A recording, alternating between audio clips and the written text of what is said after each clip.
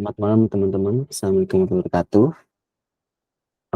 Balik lagi nih kita ke weekly web di week keempat atau week terakhir sama EDSC Gunadarma. Sebelumnya yang terhormat untuk Kak Guntur ST MMSI selaku Faculty Advisor periode Faculty Advisor GDSC Gunadarma periode 2022 dan 2023, dan Kak Muhammad Faiz Autar sebagai Lead DSC UG periode 2022 dan 2023. Dan teman-teman sekalian yang sudah antusias nih buat join ke week keempat kita di bulan machine learning, dan juga sekaligus week penutup dari machine learning ini ya. Oke, sebelum dimulai mungkin teman-teman bisa ajakin temennya yang belum join ya, karena kita bakal explore deployment dari model ML ya. Nah, di week keempat ini kita bakal ngebahas tentang deployment model ML dengan Flux. Jadi model ML-nya itu kita bisa akses lewat internet gitu. Jadinya kita nggak harus ke Jupyter Notebook dulu buat jalanin modelnya gitu ya. Oke, nah sebelumnya mau nanya nih teman-teman yang sebelumnya udah pernah yang join ke weekly sebelumnya siapa aja nih? Bisa raise hand mungkin atau bisa taruh di kolom chat. Ada Kak Heri, ada Kak Dio, ada Gina. Main ya. Ini teman-teman buat antusiasnya. Oke, seperti biasa instruktur untuk hari ini kita ada Kak Ava dan juga ada Kak Hilmi. Mungkin buat teman-teman bisa nih upload kegiatan kita di IG Story dan juga tag akun Instagram GDC Yuji ya. Nah, nanti kalau ada teman-teman yang mau bertanya, nanti kita bisa sediakan link Slido untuk pertanyaan di akhir nanti. Diharapkan juga gunain nama aslinya. Siapa tahu kita bisa dapat hadiah menarik di akhir weekly nanti. Oke, kalau gitu aku langsung serahin aja ke instruktur kita hari ini, Kak Ava dan Kak Hilmi. Untuk Kak Ava dan Kak Hilmi bisa dipersilahkan. Oke, thank you Kak Rifko. Suaraku kedengeran kan ya Kak? Dengar, clear. Oke, jadi hari ini kebetulan karena Kak Hilminya sedang berhalangan ya guys ya, jadi nanti Kak Hilmi nemenin kitanya di Q&A aja ya. Oke, aku mulai langsung ke materi kali ya. Set. Ya sayang banget ya ini week terakhir nih guys. Apa-apa lah ya. Weekly terakhir untuk masa jabatan tahun ini. Kan masih ada periode selanjutnya. Siapa tahu periode selanjutnya ada yang lebih wah lagi gitu kan. Ada teknologi baru di machine learning. Siapa tahu nanti ada yang bikin autonomous driver gitu kan kayak Tesla gitu. Nggak ada yang, siapa tahu kan nggak ada yang tahu. Kalau misalkan jago kan orangnya. Oke, langsung aja nih kita udah jam 8. Kita langsung mulai dulu ke materinya ya. Oke, udah kelihatan belum? Belum sih, masih mau muat sih. Oke, jadi ini week keempat, week terakhir itu kita bakal bahas deployment lah. Jadi ya seperti yang Karif Koi tadi bilang, kan ya buat apa gitu kita bikin model-model doang tapi yang bisa pakai itu cuman diri kita sendiri gitu kan, nggak bisa dipakai orang lain. Kalau misalkan teman-teman mau bikin satu website di hosting, ini bisa banget terus nanti taruh ads, jadi selain berguna untuk orang lain berguna juga kan buat teman-teman sendiri. Sebenarnya deployment ini tuh biasanya ya yang ngerjain itu bagian backend developer, bikin-bikin API gitu kan, bikin-bikin server lah untuk yang orang-orang awam. Biasanya katanya itu diganti dengan kata server gitu. Tapi sebenarnya itu istilah lainnya itu API gitu kan yang benernya. Itu biasanya dibikinnya sama backend. Tapi untuk beberapa role di machine learning, kan machine learning itu ada banyak ya, ada data scientist, ada machine learning engineer, ada machine learning ops. Itu role-nya beda-beda tuh. Kalau misalkan yang machine learning engineer itu dia ada di tengah-tengah antara back-end dan juga tim data science-nya. Jadi data science-nya yang bikin model, back-end-nya bikin API, dia di tengah-tengah nih. Jadi si ML engineer itu dia bisa bikin back-end juga, dia bisa bikin model juga. Jadi ngurusin pipelining antara input user ke model, terus hasil output-nya, dan ya itulah pokoknya. Dia posisinya ada di tengah-tengah gitu. Nah, untuk deploy sendiri, jadi deploy ini tuh terbagi jadi dua ya, untuk machine learning. Tapi kalau misalkan backend secara umumnya itu deploy-nya pada server. Tapi untuk machine learning ini ada dua, yaitu ada client side dan juga ada server side gitu. Jadi kalau misalkan client side itu, kalian bisa deploy modelnya langsung di HP teman-teman gitu, atau ada di server side. Kalau misalkan di server side ya yang tadi itu back end. Kalau misalkan di client itu bisa langsung teman-teman taruh nih di HP teman-teman model machine learning-nya itu. Atau di browser kalian juga bisa. Itu nanti aku jelasin tuh pakainya apa aja gitu kan. Kalau misalkan mau deploy di client itu kelebihan dan kekurangannya apa aja sih? Di back end itu kelebihan dan kekurangannya apa aja sih? Terus pertimbangan kenapa kita taruh modelnya di server dan kenapa kita taruh modelnya di klien itu apa aja, kita bahas sekarang. Nah, jadi untuk di client side ini tadi yang aku bilang kan bisa disimpan di web juga ya. Untuk di web itu kita bisa pakai TensorFlow JS atau TensorFlow JavaScript. Ini tim yang ngembang ini juga dari sama-sama dari TensorFlow. Jadi TensorFlow JS ini khusus untuk deployment sebenarnya nggak apa bisa di dua sisi sih, ada TensorFlow JS untuk yang client dan juga TensorFlow JS yang server. Tapi untuk yang sekarang client side itu ada TensorFlow JS juga nih. Terus yang kedua, kalau misalkan teman-teman mau deploy modelnya langsung di aplikasi kalian, di mobile, itu ada yang namanya TensorFlow Lite. Kalau nggak salah, ini tuh bisa dipakai di dua bahasa juga deh, antara Kotlin, terus di iOS juga bisa, aku agak-agak lupa sih. Nah, terus yang di server side ini ada lebih banyak ya sebenarnya, karena kita kan pakai bahasanya Python ya, otomatis untuk membuat server itu dalam bahasa Python itu ada banyak. Nah, contohnya ada Flask, ada Django, terus minggu kemarin tuh Kak Rifka pernah bilang satu framework, tapi aku lupa tuh, nanti mungkin Kak Rifka bisa chat di komentar gitu kan, itu framework yang paling baru kalau nggak salah. Nah, terus selain kita bikin API sendiri nih, ada Flask, ada Django, itu kita bisa bikin juga pakai TensorFlow Serving API-nya. Jadi si developer TensorFlow ini tuh udah bikin satu sistem untuk ngedeploy model mereka pakai TensorFlow Serving, tapi tetap aja kita butuh bikin API lagi pakai Flask atau Django. Kenapa? Karena kan kalau misalkan teman-teman handle-nya itu machine learning untuk let's say gambar lah, atau yang sekarang kita kerjain itu kan NLP tuh, itu masih butuh kayak tokenisasi, masih butuh ya tokenisasi. Terus kalau misalkan digambar masih butuh preprocessing juga kan, kayak nge-resize lah, ngedeteksi tepi lah, atau ya pokoknya preprocessing lainnya lah, itu yang butuh library lain. TensorFlow Serving ini tuh masih belum mumpuni gitu, jadi kita masih harus tetap bikin API-nya sendiri baru nge-connect ke TensorFlow Serving-nya lagi. Itu nanti jadi selain sebenarnya bisa pakai yang lain sih, bisa pakai Flask, selain Flask itu bisa pakai C Sharp, bisa pakai Golang. Jadi nanti si TensorFlow Serving ini tuh dia semacam third party gitulah. Nanti tetap harus dikonekin lagi sih pakai API lainnya kayak C Sharp, Golang, C++, Java gitu kan. Nah, terus ini ada third party lain nih. Jadi ini ada yang namanya Hugging Face. Mungkin ada yang udah familiar ya di kalau misalkan udah ngulik-ngulik NLP gitu kan. Itu banyak developer machine learning itu ngedeploy atau naro model machine learning mereka itu di Hugging Face. Teman-teman bisa cek tuh di websitenya Hugging Face. Cari aja di Google nanti bakalan keluar. Itu banyak banget model-modelnya dan udah oke-oke banget, bisa sentimen analisis, bisa resume juga kalau nggak salah. Itu udah oke banget sih kalau misalkan kalian bikin startup gitu, terus membutuhkan NLP dan kalian mager bikin model lagi, itu bisa pakai Hugging Face atau bisa juga ngambil API, aku lupa deh ya. Oh, Rapid API namanya. Nanti dicari aja tuh tulisannya Rapid API, itu di situ juga banyak tuh API machine learning juga. Jadi kalau misalkan tadi aku bilang kalian lagi bikin startup atau lagi bikin project yang membutuhkan model machine learning, terus wasting time dan wasting resource juga kalau misalkan bikin dari awal, itu bisa pakai third party yang Rapid API tadi atau Hugging Face ini. Next. Nah, sekarang kita bahas kapan kita deploy di sisi klien dan kapan kita deploy di sisi server. Kalau kapan kita deploy di sisi klien, hal yang jadi pertimbangan utama itu adalah real time.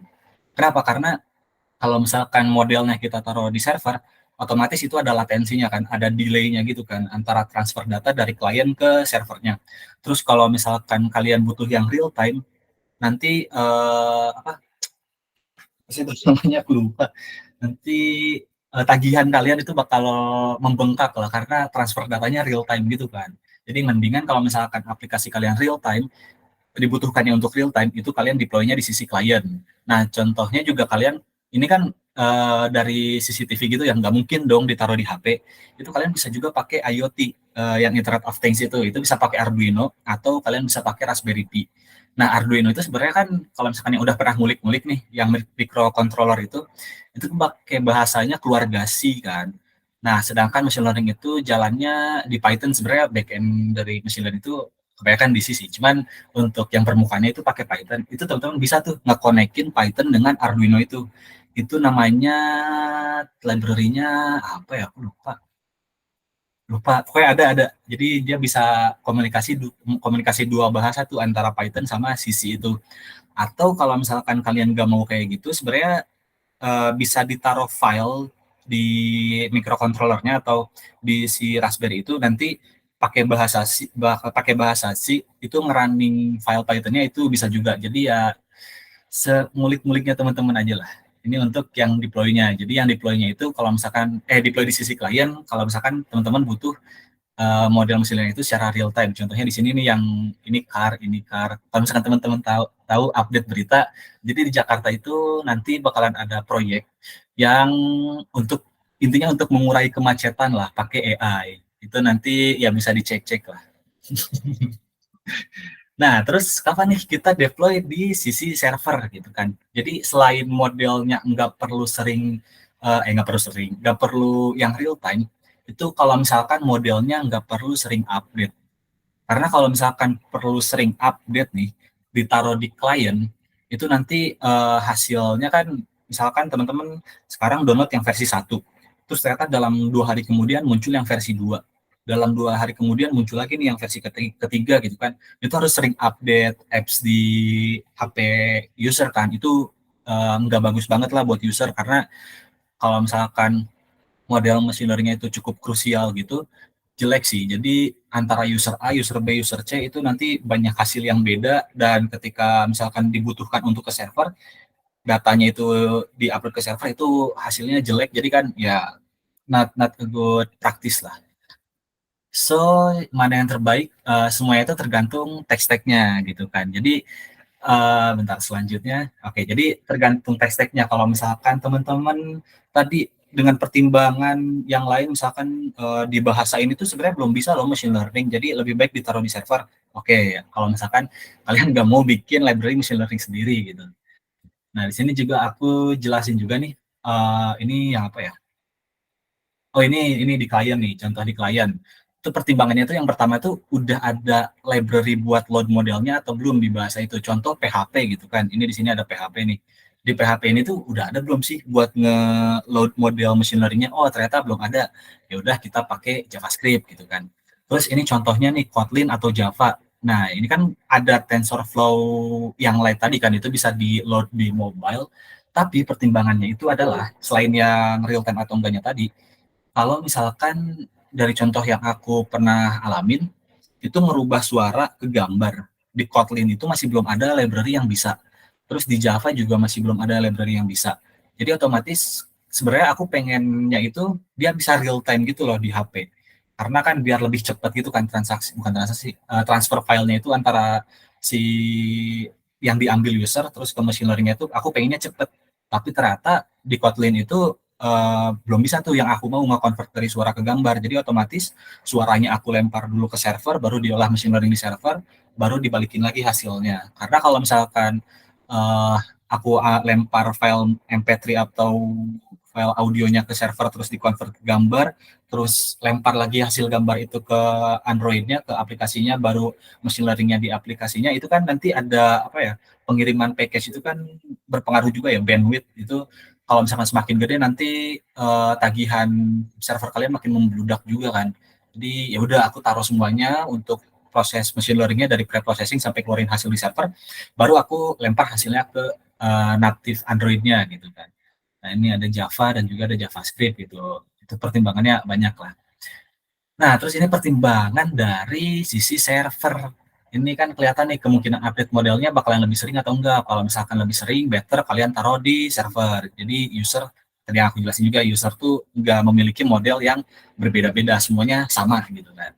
terus modelnya real time atau enggak, itu juga sesuai tadi, terus mau hemat budget atau enggak, karena otomatis kalau misalkan kalian deploy di server, itu model machine learning kan nggak sekecil kilobyte atau even 10 megabyte, 20 megabyte, itu bisa sampai 1 giga gitu kan. Jadi ya ini hitung-hitungan budget, karena time is money itu beneran terjadi di cloud kan. Coba tanya Karifko ini, beneran kan ini time is money itu? Konsumsi waktu itu beneran ada uangnya gitu. Ini pokoknya ini menjelaskan tentang di server side. When you save 100.000 in cloud computing cost by using local host. Nah, ini ada sedikit memes lah. Ini lucu banget sih. How did you end up in poverty gamble atau drugs? Nah, ini aku ngalamin juga nih pas lagi belajar pesaing sebelah lah, cloud pesaing sebelah, itu aku tinggalin server dan ternyata masih tetap dapat tagihan ya. Jadi hati-hati saja lah. Nah, terus solusinya apa nih? Kalau misalkan kalian bekerja bersama tim gitu kan, mau ngedeploy, itu solusi yang paling baik adalah diskusi antar divisi. Divisinya itu ada apa aja, ada FE juga harus diskusi nih. Kenapa? Karena kan tadi model itu bisa di-deploy di klien versi web kan. Terus yang back end juga nih harus harus ikut diskusi juga tuh. Ini baiknya ditaruh di mana, di back end atau di klien kah? Yang mobile juga, divisi front end mobile itu harus diskusi juga. Sama yang yang tim cloud juga harus diskusi juga nih, karena kan cost yang apa, cost biaya-biaya cloud itu kan yang paling paham itu dari divisi cloud-nya kan. Jadi semuanya harus ikut andil lah untuk diskusinya biar menemukan titik terang yang paling baik lah, paling optimal. Nah, ini evaluasi model. Ini tuh materi yang paling krusial sih, yang paling apa ya? Jadi kita tuh nggak cuman bikin model doang. Oh, gue bisa bikin model klasifikasi ini. Oh, gue bisa bikin sistem rekomendasi ini. Oh, gue bisa bikin model ini, model itulah. Kalian bisa bangga-banggain ke teman-teman kalian. Tapi kadang kita tuh kelupaan sama evaluasi model ini gitu. Nah, kan ini bisa kelihatan nih, evaluasi model itu ada, kok overfit sih, kok akurasinya kecil sih, datanya kurang kah, atau underfit kah modelnya gitu kan. Itu kita selama ini taunya overfit itu dari grafik kan. Grafiknya kalau misalkan overfit itu dia ada satu yang menaik, ada satu yang landai. Terus kalau underfit itu dia nggak apa, di ipok-ipok yang masih kecil gitu, yang bukan di akhir-akhir, itu si grafiknya itu nggak bertemu secara sempurna gitulah. Itu apa, pemahamannya sebenarnya bukan salah sih, tapi ada pemahaman yang lebih bagus lagi mengenai overfit dan underfit ini. Tuh, jadi ini pemahaman yang ya penting banget lah, karena kan machine learning ini secara garis besar apa kan, ini machine learning nih, terus di atasnya itu kecerdasan buatan kan. Dari definisinya aja itu kecerdasan buatan itu sesuatu yang meniru dari kecerdasan alami kan, kecerdasan manusia. Jadi kita itu harus bandingin antara model yang kita buat dengan kemampuan sesungguhnya manusia. Ini aku bakal jelasin juga nih, mana ya? Aku hilang, grafiknya. Bentar. Nggak ada ya grafiknya. Oh, ada deh di bawah. Bentar. Nanti deh. Ini dulu aja. Jadi buat kita kan di akhir itu ngebandingin nih antara kemampuan manusia dengan kemampuan model yang kita buat kan. Nah, untuk ngebandingin ini itu kita butuh satu patokan atau satu metrik yang jadi patokan kita nih. Karena lebih sedikit metrik yang kita amati itu lebih baik. Kalau misalkan metriknya yang kita amati banyak, itu kita bakalan pusing sendiri gitu. Kayak misalkan ini nih, kita mau ada model A, ada model B. Kita tuh pengen banget lihat kepencet. Kita pengen lihatnya dari dua metrik ini. Coba menurut teman-teman mana nih yang lebih bagus, model A atau model B? Kalau misalkan lihat dari yang metrik dua ini, secara precision model A lebih tinggi, tapi secara recall model B yang lebih tinggi. Jadi kan bingung gitu, mana nih yang lebih baik gitu. Nah, kita pakai satu metrik aja, metrik F1 score. F1 score ini kan ada rumusnya sendiri kan, yang dari gabungan antara ini nih, precision recall, terus dirata-ratain, hasilnya F1 score. Jadi kita nggak usah terlalu peduliin yang precision recall karena bakalan pusing. Kita peduliin yang F1 score aja. Kelihatan nih yang F1 score ini hasilnya 81,5% itu yang model B. Berarti yang bakal kita pakai, yang bakal kita deploy itu model B.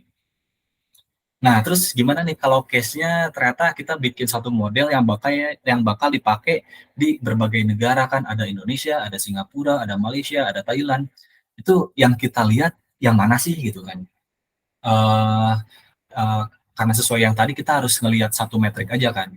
Kalau misalkan kita pakai yang Indonesia, nanti yang Singapura nih yang model A jelek, tapi ternyata yang model B yang Singapura lebih bagus kan, terus yang Malaysia juga tuh lebih jelek, yang Thailand juga lebih jelek gitu. Jadi kalau misalkan modelnya kayak gini, kita bisa bikin nih satu metrik lagi, yaitu rata-rata. Jadi intinya kalau misalkan teman-teman lagi evaluasi model gitu, itu bisa antara ambil satu metrik aja, kan yang tadi ambil satu metrik nih, yang F1 score. Tapi yang sekarang ada banyak metriknya, kita bisa rata-ratain nih dan jadi satu metrik. Jadi dibanding kalian ngelihat satu-satu semuanya, ya udah rata-ratain aja gitu, biar lebih gampang mengevaluasinya. Nah, terus kalau misalkan ini nih ada metriknya yang cukup penting banget kan, kalau misalkan kalian butuh model yang real time. Kalian pengen akurasinya tinggi, which means itu F1 score, dan kalian juga butuh running time-nya yang cepet kan. Terus itu kalian gimana sih cara nentuin model yang bagus? Karena kan ini dua-duanya penting gitu kan. Dan ini tuh dua hal yang berbeda. Ini tingkat akurasi, ini tingkat kecepatan running time-nya kan. Kalau misalkan yang tadi ini sama semua nih akurasi, ini juga akurasinya kan. Nah, ini beda nih, dua ini tuh beda. Kalian ngambil modelnya yang mana gitu kan? Apa yang harus diduluin. Jadi kalau misalkan ada dua metrik gini yang mewajibkan kalian memilih berdasarkan dua metrik ini, itu kalian bisa pilih salah satunya dulu apa yang bakal diutamain. Misalkan dari running time-nya, kalian itu pengennya model itu running time-nya di bawah 100 milisecond gitu. Jadi pokoknya intinya di bawah 100 milidetik aja. Jadi otomatis yang 1000 milidetik ini udah keluar dari pilihan kalian kan, karena itu udah lebih dari 100 milidetik. Nah, terus kan dua ini tuh 80 sama 95 masih di bawah 100 milidetik kan. Itu kita lihat nih di tingkat akurasinya, kita pilih yang paling tinggi 95%. Meskipun di running time-nya dia lebih lama lah dibanding yang 80 milidetik. Tapi kan antara 80 dan 95 itu bukan sesuatu yang signifikan kan. Ini 90% dan 95% itu angka yang signifikan banget sih. Jadi ini kita udah nggak peduli lagi karena threshold kita itu untuk running time-nya harus di bawah 100 milidetik.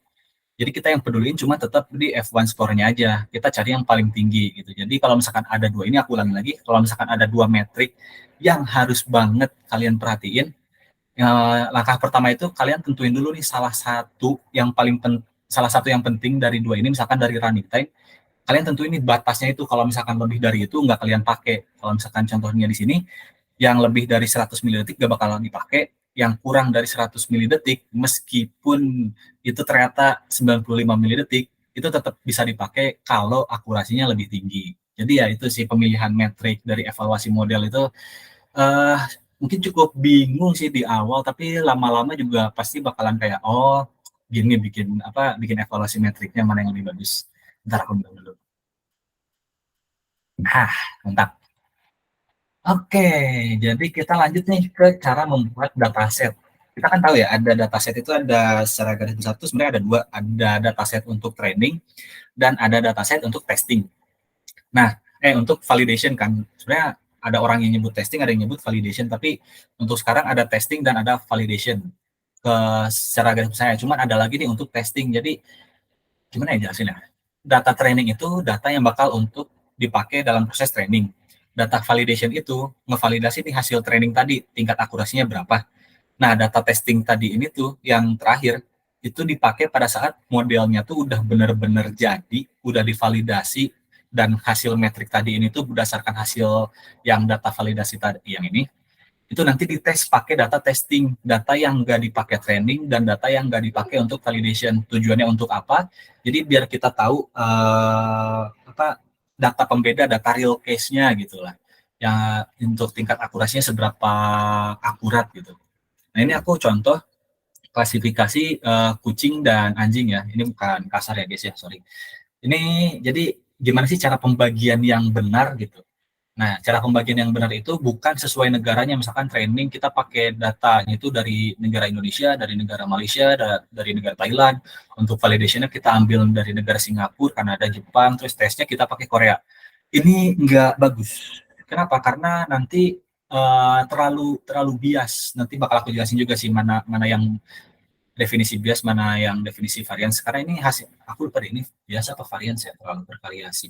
Oh, ini terlalu bias, ini terlalu bias. Bentar, gue matiin. Oke, ini terlalu bias karena kan kalian nge-trainingnya negaranya ini nih. Terus validation-nya kalian pakai negara ini. Ternyata pas dites kalian pakai negara yang ini, kan siapa tahu kucing di antar negara ini beda kan. Jadi ini bukan best practice-nya sih. Terus yang best practice-nya gimana? Nah, yang di train data dari Indonesia sekian persen, 80%, Malaysia 80%, Thailand 80%. Validation-nya kalian pakai yang 10% dari Indonesia, Malaysia 10%, jadi dipecah-pecah gitu loh. Dipecah-pecahnya tuh berdasarkan komposisinya, bukan berdasarkan negaranya. Itu yang hal yang paling baik yang bisa dilakukan lah. Nah, terus untuk komposisi datanya kan yang kita tahu tuh ada 80%, 20%, ada 70%, ada 30%, ada 60%, ada 40%, itu 60-40, 80-20, 70-30. Terus yang terbaik itu yang mana, sebenarnya udah aku jelasin dari lama sih, tapi aku ulang lagi. Yang terbaik itu adalah dicoba semua. Karena kita nggak tahu mana yang terbaik untuk modelnya. Nah, terus kalau misalkan data kalian itu udah gede, misalkan 100 juta, udah banyak gitu, 100 juta data. Kalau misalkan dibagi 70/30, 70% itu buat training, 30% itu buat validation dan testing, 30% dari 100 juta berapa sih? 30 juta ya? Nah ya, 30 juta data untuk testing itu kayak apa, kayak sayang aja gitu, data sebanyak itu malah dipakai buat testing. Jadi kalian bisa pakai komposisi datanya 90/10, jadi 10%-nya itu udah cukup banget buat validation dan testing. Itu kalau misalkan pakai 30 juta tadi, ya sayang aja datanya, itu mendingan aku pakai buat training aja nggak sih daripada dipakai buat testing gitu. Intinya gitulah, pembagian komposisi itu tergantung jumlah datanya. Kalau misalkan jumlah datanya yang udah banyak banget, ya pakai 90/10 itu better sih dibanding pakai yang 80/20 atau 70/30. Terus mana yang terbaik? Kalau misalkan datanya masih ribuan, coba satu-satu. Nah, ini yang aku bilang tadi. Kan kita bikin model machine learning itu dibandingin dengan kemampuan manusia ya. Nah, di sini nama metodenya, nama ya, anggaplah nama metode gitu. Nama metodenya tuh human level performance gitu. Jadi kita membandingkan model yang kita buat dengan kemampuan manusia. Nah, di sini ada satu titik, kita sebut aja threshold. Aku nggak tahu bahasa Indonesia threshold apa. Jadi di sini tuh kemampuan manusia nih. Nah, si model machine learning ini tuh kalau bisa sejajar sama human yang level ini, atau bisa melebihi, tapi kita nggak boleh melebihi yang bias optimal ini, karena kalau misalkan terlalu perfect juga itu apa, bukan nggak bagus sih, lebih ke takut salah, hasilnya takut salah, takut banyak yang lebih salah aja sih. Ini pokoknya nggak boleh melebihi bias optimal ini. Nah, terus yang nentuin bias optimal ini itu siapa, itu ada metodenya lagi, teman-teman bisa searching lagi. Nah, kalau misalkan yang human level ini, itu metode pengambilannya gini, misalkan apa ya, kita deh manusia biasa, kita mau membandingkan nih, mau ngelihat nih di langit itu ada burung atau enggak gitu kan. Kok gitu ya? Ya, pokoknya ada burung atau enggak. Nah, kalau misalkan jangan ada burung atau enggak deh, bedain apa ya? Burung yang gampang dilihat tuh burung apa sih yang gede? Burung elang ya? Burung elang sama burung burung apa yang kecil? Burung burung burung burung apa guys yang kecil guys? Burung puyuh nggak terbang sih. Apa ya? Kalian tahu burung pikit gak sih? Itu bahasa bahasa Sunda sih. Ya pokoknya itulah burung yang kecil lah. Kalian mau ngebandingin antara burung elang sama burung yang kecil itu.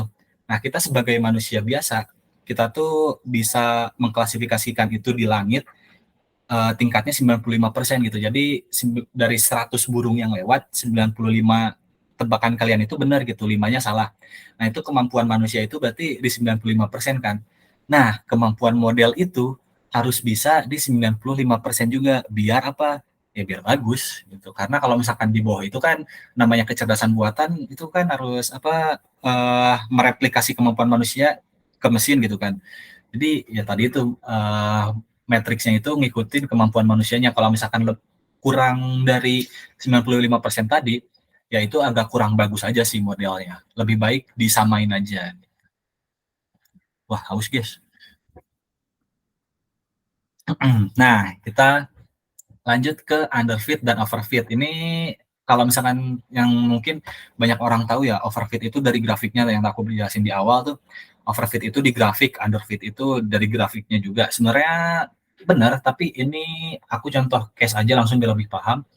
Overfit itu yang kayak gimana sih? Nah, ini kan tadi kita udah ada human level error-nya ya. Misalkan tadi yang klasifikasiin burung elang dan burung yang kecil, itu kita errornya itu di 1% misalkan gitu. Nah, terus model yang kita buat dari hasil data trainingnya itu errornya 8%. Terus yang validation-nya itu 10%. Kita lihat nih, gap antara human error dengan train yang errornya ini tuh kan lebih gede ya, sekitar 7%. Terus gap antara train dan validation ini cuma 2% kan. Nah, otomatis gap yang ini lebih gede, itu baru namanya underfit gitu. Dan kalau misalkan dibuat grafik pun, itu hasilnya bakalan underfit juga. Solusinya apa? Solusinya itu perbaiki dataset di train setnya. Fokus buat ngurangin biasnya, terus bisa juga coba neural network yang layer-layernya itu lebih banyak, lebih besar gitu. Nah, terus case kedua ini yang namanya overfit. Overfit itu kalau misalkan human level error itu 7%, trainnya itu 8%, terus yang validation ini 10%. Ini kan sini ke sini gapnya cuma 1% tuh. Ini 8% ke sini gapnya 2%. Otomatis lebih gede ini kan di modelnya. Nah, ini yang namanya overfit karena gap antara human error dengan train data loss itu lebih sedikit. Yang ini lebih sedikit dibanding gap antara sini dengan sini. Itu namanya overfit. Solusinya apa? Solusinya itu fokus ke mengurangi dari variasi dari datanya. Nah, variasi sama bias itu apa sih? Nah, ini variasi versus bias. Jadi, kalau bias itu yang tadi aku jelasin, kalau bias itu kita latihannya datanya menggunakan data-data dari Indonesia gitu. Tapi ternyata pas kita deploy itu kita pakai data dari Malaysia, kan itu agak-agak nggak bagus ya, itu namanya bias sih di sini juga tuh. Kita biasa latihannya di tengah nih. Tiba-tiba si apa target panah ini digeser, otomatis kita meleset dong. Ya. Terus kalau misalkan varians itu, ini kita lihat nih titiknya tuh masih ada di satu titik yang sama. Ini juga ada titik di satu titik yang sama kan? Nggak sama sih, maksudnya berdekatan banget. Nah, kalau misalkan yang variansnya banyak, itu titiknya menyebar nih, karena terlalu bervariasi, data itu terlalu banyak variasinya. Itu ini juga nih, ini jadi yang paling bagus yang mana? Yang ini low variance sama low bias. Ini berarti datanya bagus lah. Terus cara tahu mana bias, cara tahu mana yang buruk gitu, biasnya yang buruk atau variansinya yang buruk, itu balik lagi ke yang case ini nih. Ini bisa dilihat kan, ternyata kalau misalkan gap sini lebih besar daripada yang ini, variansinya terlalu banyak. Kalau misalkan gap antara ini sama ini lebih besar yang ini, berarti itu bias, terlalu bias datanya. Gitu untuk evaluasi model. Oke, sekarang saatnya kita ngoding ya guys. Jam berapa? 23.3. Kita minum lagi. Oke, saatnya kita ngoding. Sebelum ngoding, bisa di-download dulu ya, ini file-filenya. Jadi kita pakai modelnya, ya, gereja merpati, nah ya itu. Kayak burung-burung yang kecil deh, lupa namanya. Nah ini bisa download dulu ya guys, file-filenya. Jadi pakai modelnya yang ada di sini, ini zip, terus nanti kalian unzip aja. Soalnya kalau misalkan pakai model dari kalian, aku kemarin ada sempat error dikit sih. Jadi biar kita nggak error, ya udah kita samain aja semuanya. Oke, ini bisa di-download 105 MB, langsung di-download aja. Tetap download. Loh, kok di sini 98? Ya udahlah. Oke, kita tunggu downloadnya sambil aku mau bacain dulu apakah ada yang bertanya. Nanti aja deh, biar ada sesinya sendiri. Oke, kita buka Visual Studio Code-nya ini sambil nunggu. Teman-teman udah download Python belum? Boleh diketik di komentar ya. Pada udah download Python atau belum? Coba how to install Python. Di Google Form-nya kan di bagian akhir tuh aku udah saranin buat download Python-nya juga ya. Jadi biar kita bareng-bareng sih. Soalnya di aku udah di download juga Python-nya. Kalau misalkan aku ada install lagi, agak ini sih takut banyak yang bentrok gitu. Soalnya ada banyak file yang udah jalan di laptop aku sih. Oke, dari 19 orang ini semoga udah pada download uh, Python-nya ya. Oke, kalau gitu sambil nunggu, kita download dulu library-library yang bakal kita pakai. Yang pertama itu kita bakal download library pip install Flash.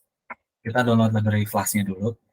Di aku udah ada sih sebenarnya, tapi teman-teman bisa ikutin. Aku tulis juga deh di chat Gmail. Takutnya ada yang belum. Pip install Flash. Loh, hilang udah sore. Flash.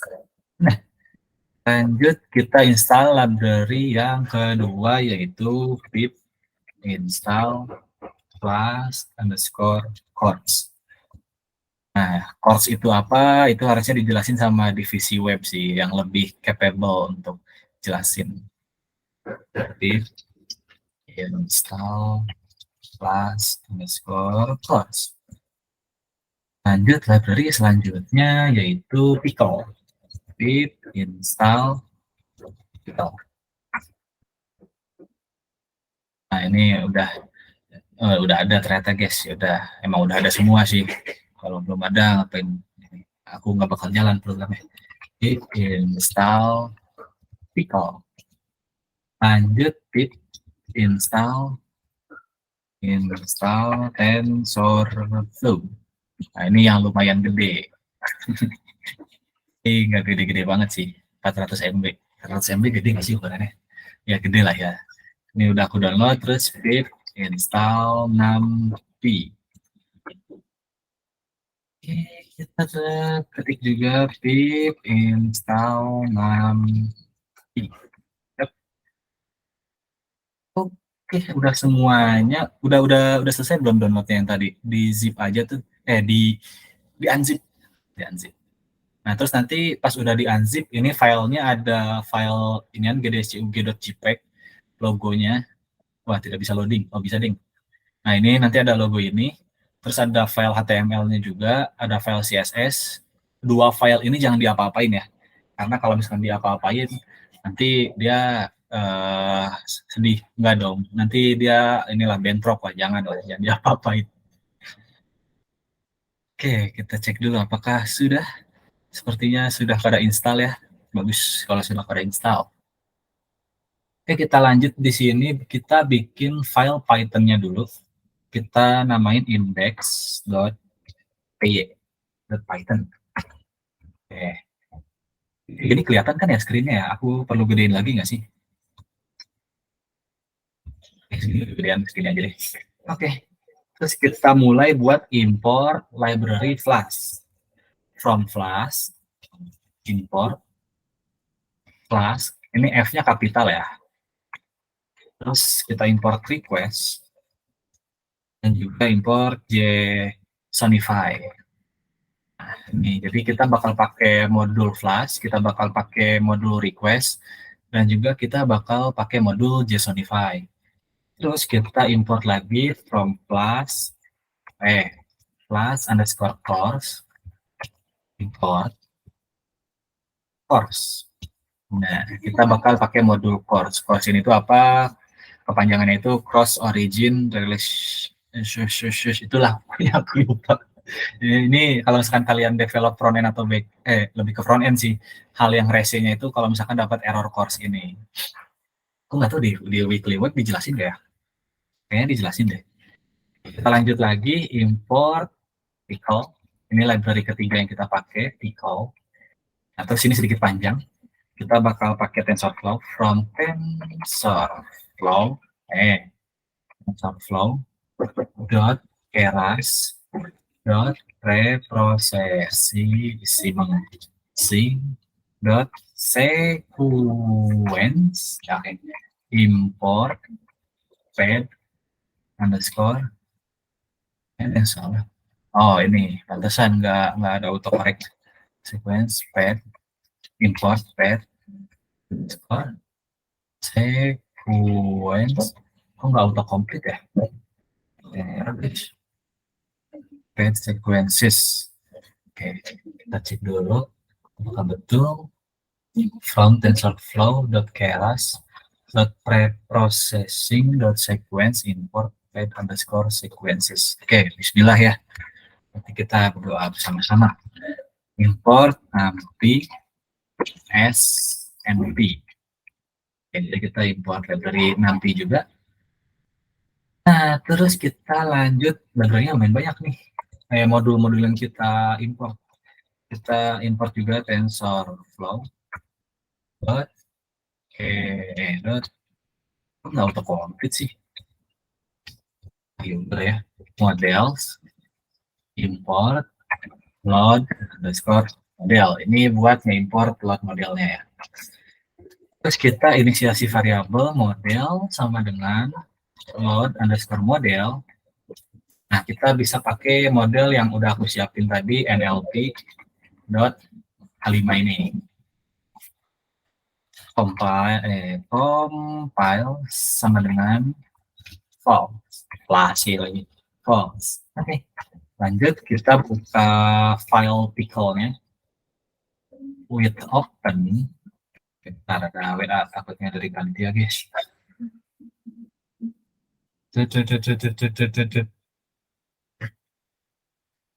Oh, oke.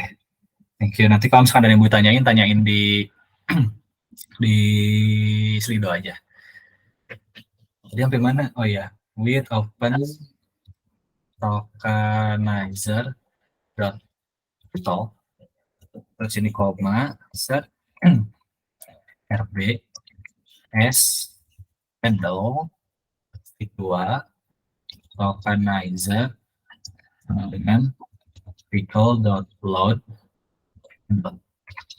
Nah, ini aku share ini aja deh, takutnya ada yang error juga.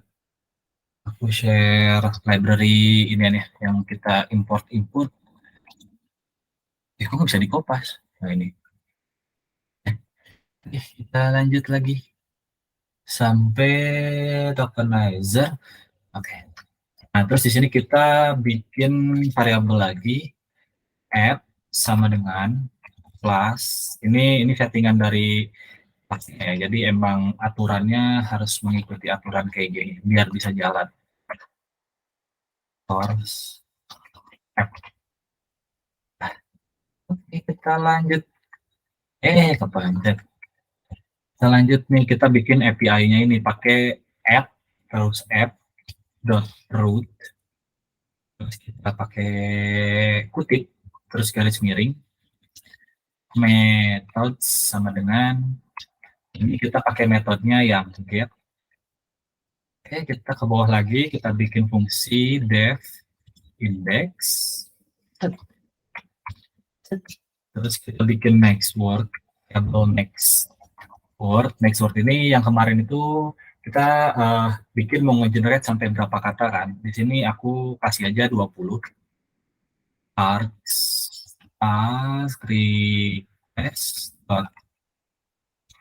Request.args ini tuh kita ngambil data yang dikirim sama user ya. Ya gitu deh. Semoga nggak ada yang ketinggalan ya. Gue sambil jelasin dulu satu-satu. Sorry. Nah, sambil takut ada yang ketinggalan, aku jelasin lagi. Oh, nggak bisa di ini sih. Oke. Jadi di sini kita ngimport library-nya dulu ya. Library Flash Course, library Pickle, library TensorFlow, library NumPy. Terus ini kita ngimport modelnya, pakai load model, pakai fungsi load model yang nlp.h5 ini. Terus di sini kita ngeload pickle ini, data pickle ini tuh isinya apa sih? Isinya itu token-token dari kata-kata yang kemarin 130 sekian itu ya. Ini datanya masuk ke sini atau apa ya? Library-nya lah, kata ini tuh tokennya apa, kata ini tokennya berapa, ini masuknya ke file yang pickle ini. Terus ini up sama dengan class underscore name, ini dari settingan yang wajib ada di Flask ya. Terus ini course ini tuh jadi biar bisa kirim-kiriman data antara klien dan server. Ini kita inisiasi root dari servernya atau root dari API-nya, ini kita pakai yang home aja, yang cuman garis miring doang gitu kan. Terus metodenya kita pakai yang get. Kan metode itu ada banyak ya, ada get, ada post, ada delete, ada put, tapi kita pakainya yang get aja karena kalau misalkan pakai yang post itu harus ditesnya pakai postman. Jadi biar nggak ribet, saya tidak mau yang ribet-ribet. Ya, di sini kita bikin fungsi dev index next word ini tuh sesuai yang kemarin. Jadi kita bakal nge-generate berapa kata. Di sini aku pakai 20. Kalau misalkan kalian mau pakai 10 juga nggak apa-apa sih. Cuman pakai 20 juga ya udah ikutin aja nggak apa-apa. Oke, kalau misalkan udah kita bikin variabel lagi args sama dengan args.toDictionary. Jadi si data yang dikirim sama user ini tuh bakal diubah ke tipe data dictionary ya. Kalau misalkan kalian udah belajar Python dari lama, dictionary itu datanya yang kayak gini nih. Misalkan ini barang, ini ayam, terus ini jumlah. Nah, ini tipe data dictionary itu kayak gini ya. Jadi ada kunci dan ada value-nya gitu. Nah, di sini kita ngambil data yang dikirim sama user yang args tadi itu, kita ambil yang query-nya, di sini istilahnya query ya. Kita ambil yang kuncinya itu search. Nah, terus kita bikin loopingan buat ngegenerate text-nya tuh for i in range next words titik 2 for i in range next words, terus kita token underscore list. Ini nanti hasilnya itu apa sih namanya, ngetokenin kata-kata yang di input user ya. Jadi ini kita lanjut tokenizer dot text underscore to underscore sequences kurung, terus kita masukin si text-nya. Jadi ini si kalimat yang di input user tadi bakal diubah ke token. Tuh, di sini 0. Oke, kita lanjut nge-padding token list sama dengan pad sequences token underscore list, terus maksimal panjangnya tetap max length. Kemarin itu kalau nggak salah 132 kata ya. Nah, terus kita pakai paddingnya itu kemarin tuh paddingnya yang pre ya, yang pre. Kita pakai padding sama dengan aku kasih komen deh. Yang ini tuh buat merubah kalimat jadi kumpulan, jadi satu array yang berisi token. Ya, betul. Yang ini itu gunanya buat nge-padding kalimat yang udah diubah jadi token.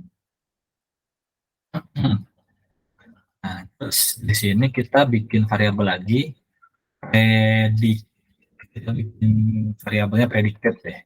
Sama dengan model dot predict terus token list verbose sama dengan 0. Nah, aku bikin komen lagi sambil nungguin mungkin ada yang ketinggalan nanti. Jadi yang prediksi ini bakal ngeprediksi kata selanjutnya dari token list dari variabel sebelumnya, dari kalimat yang udah diubah jadi token. Terus sebenarnya ini nggak bagus sih bikin komen gini, tapi kalian biar lebih paham aja gitu. Ini tuh buat apa, ini buat apa. Jadi nanti kalau pas nonton YouTube siaran ulangnya kelihatan nih ini gunanya buat apa. Diubah jadi token terus di trading. Nah, terus yang verbose 0 ini tuh apa? Jadi verbose 0 itu biar proses prediknya nggak dimunculin. Oke. Terus kita bikin variabel output word sama dengan tokenizer dot index underscore word predicted. Nah, jadi kan hasil dari predicted ini sebenarnya angka ya. Jadi bukan belum salah. Jangan guys. Susah. Nggak, deng. Nah, kita kan hasil dari predicted ini kumpulan kumpulan nilai yang jadi kemungkinan kata selanjutnya kan yang yang isinya tuh list banyak gitu terus 0, sekian intinya sejumlah n kemungkinan kata itu ada berapa kemungkinannya, gimana ya jelasinnya, aku gambarin deh. Bahkan kata yang bakal diprediksi itu ada 5 kata, misalkan ada kata ayam, sapi, kambing, ada 3 deh biar nggak lama. Nah, terus hasil dari predicted ini tuh misalkan kata selanjutnya harusnya ayam itu 0,8 kemungkinannya gitu kan, berarti 80%. Terus sapi itu cuma 0,1, berarti cuma 10% nih. Terus kambing itu ternyata 0,99999, berarti ini kan yang terbanyak. Nah, ini yang bakal kita ambil si kata kambingnya ini. Kita bakal ambil nilai 0,99 ini. Nah, hasil dari predicted ini tuh yang keluar kayak gini nih. Nah, sekarang kita bikin buat gimana caranya ngambil yang nilai tertinggi ini kan.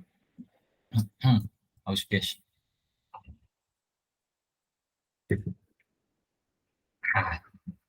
Masih haus bentar. Oke. Jadi kan ini tadi udah hasil yang predicted ini tuh ini ya. Nah, sekarang kita gimana caranya buat ambil nilai yang tertinggi. Kita bikin variabel lagi predicted sama pakai yang sebelumnya aja, terus np dot argmax, masukin variabel sebelumnya predicted axis sama dengan -1, terus kita ambil dot itemnya. Nah, jadi hasil ini itu bakal masuk ke sini dan hasilnya adalah indeks ke berapa gitu. Ini kan indeks ke 0, 1, 2. Nah, berarti hasil predicted ini tuh 2. Jadi ngambil mana indeks yang tertinggi. Nah, kalau misalkan udah dapet yang tertingginya, bentar aku komen aja deh. Cari nilai tertinggi. Nah, kita kan udah dapet nih indeksnya indeks ke berapa. Nah, kita cari, kan kemarin itu komputer itu cuma ngerti angka kan, tapi kita nggak ngerti tuh angkanya itu angka tokennya itu artinya apa. Nah, ini prosesnya namanya decoding kan. Nah, ini kita decoding sesuai dengan data dari yang tokenizer pickle ini. Kita ambil dari data sini nih. Caranya adalah output underscore word sama dengan tokenizer index underscore word predicted. Nah, terus hasil akhirnya kita, bentar aku komen lagi. Ini decoding token ke kata yang dipahami manusia. Oke, nice. Selanjutnya ini hasil output yang benar-benar akhir. Text plus sama dengan spasi plus output word-nya. Oke. Terus kita return hasilnya. Simplify. Set answer Jadi nanti prosesnya itu biar rapi. Nanti hasilnya itu prosesnya si API ini, si backend ini bakal nerima input user itu query-nya itu search. Nah, dari search ini itu bakal jadi variabel syntax. Syntax ini tuh bakal yang jadi input di sini nih. Jadi kalimat yang contohnya Python adalah gitu kan. Python adalah itu nanti di convert ke token ini yang tadi tuh yang ada 0, 1, 2, 3 gitu. Nah, terus kalau misalkan udah jadi token, itu bakal di padding. Di sini paddingnya yang kalau misalkan teman-teman ikutin kemarin kan, padding itu nambahin angka 0 misalkan di belakang uh, kata yang udah di token ini kan. Nah, terus dipredik, hasilnya dicari mana yang tertinggi. Kalau misalkan udah dapat indeks yang tertingginya, itu dicari nih, uh, katanya itu apa, terus dimasukin ke syntax. Nanti syntax ini tuh muter lagi nih ke sini. Nanti jadi misalkan Python adalah bahasa, masuk ke sini, terus diproses. Python adalah bahasa pemrograman, masuk ke sini lagi. Python adalah bahasa pemrograman, sampai 20 kata yang di-generate. Nanti kalau misalkan udah 20 kata yang di-generate, itu bakal hasilnya dilempar lagi ke user dengan data key kunci datanya itu answer atau jawaban. Nah, dikit lagi guys. Kita ketik if name underscore ini underscore ya. Sama dengan underscore name underscore kok tanda tanya terus app dot run terus debug sama dengan true. Nah, terus buat jalaninnya, ini kan udah selesai nih, gitu kan. Karena kita cuma bikin satu rute aja, yang ini aja. Sisanya nanti kalian bisa explore sendiri aja. Kita runningnya pakai flash, flash python index.py. Nah, lihat guys, apakah berhasil? Siapa tahu ada library yang problem. Kayaknya agak lama sih. Restarting with start.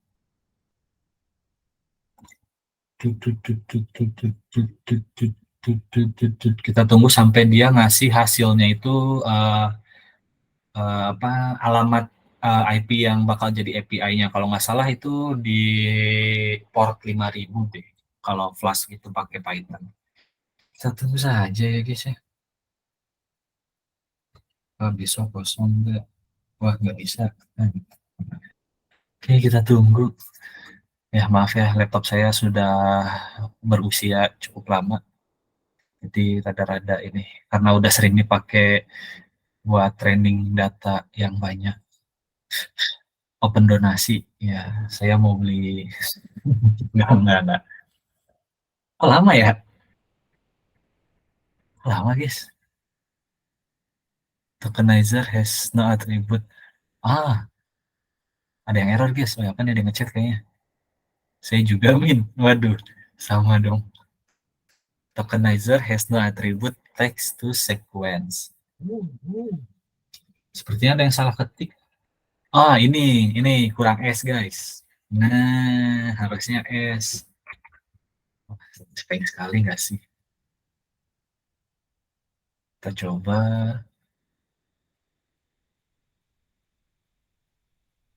Ini masih wah, terus ya. Kayaknya jempol aku kegedean nggak sih? Wah, kita coba lagi. Masih error, guys. Ini berhasil nih. Bentar aku kasih lihat gimana kalau yang berhasil. Nah, jadi kan di sini hasilnya itu ada, hilang. Mana ya? Kok nggak ada rutenya ya? Loh. Bentar. Beda ini kalau misalkan buat contohnya, kalian bisa copy paste ini aja.